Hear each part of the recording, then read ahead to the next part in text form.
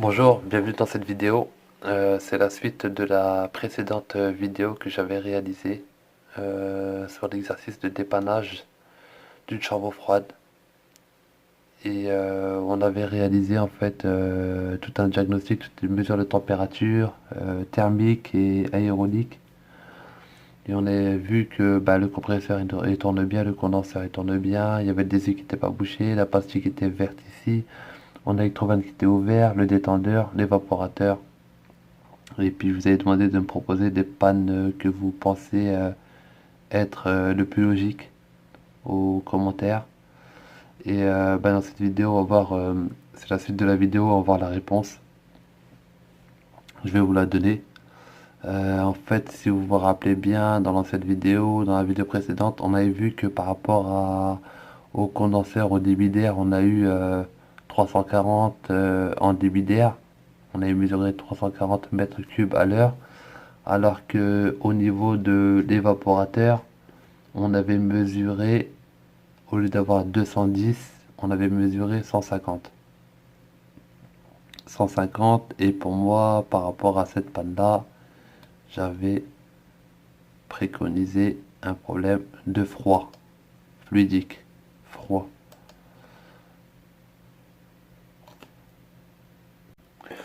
Pour moi, on va essayer de proposer la panne en froid, l'évaporateur givré, encrassé. Non, je me suis trompé, j'aurai qu'une seule, une seule chance. Problème d'évaporateur givré. Voilà, c'est l'évaporateur. La panne est un manque de débit d'air sur l'évaporateur, comme on l'a vu tout à l'heure. Au lieu d'être à 340, il était à 200. Au lieu d'être à 210, il était à 150. La panne est un manque de débit d'air sur l'évaporateur dû à une prise en glace. Voilà, trop, ouais. La puissance frigorifique a diminué et donc la température de chambre froide n'est plus maintenue. L'entrée de l'évaporateur est anormalement givrée, sur la surchauffe diminue. C'est pour ça qu'on a trouvé une surchauffe à un état T de 3 degrés seulement, au lieu de 4 et 7. Comme on a moins de puissance frigorifique, la puissance rejetée au condenseur diminue et donc la HP va avoir tendance à chuter légèrement. Le surfroidissement, quant à lui, reste bon. Le surfroidissement, comme on a vu, était entre 4 et 7, était plutôt correct. On déduit le manque de débit d'air par une différence élevée de température entre l'entrée et la sortie d'air à l'évaporateur. Il va falloir dégivrer l'évaporateur. Là, on prend un chalumeau et puis on va commencer à dégivrer l'évaporateur, ou sinon on enclenche les résistances électriques manuellement. Si c'est équipé, après si c'est du gaz chaud, compliqué, il faut dégivrer. Moi j'ai déjà fait ça avec un chalumeau.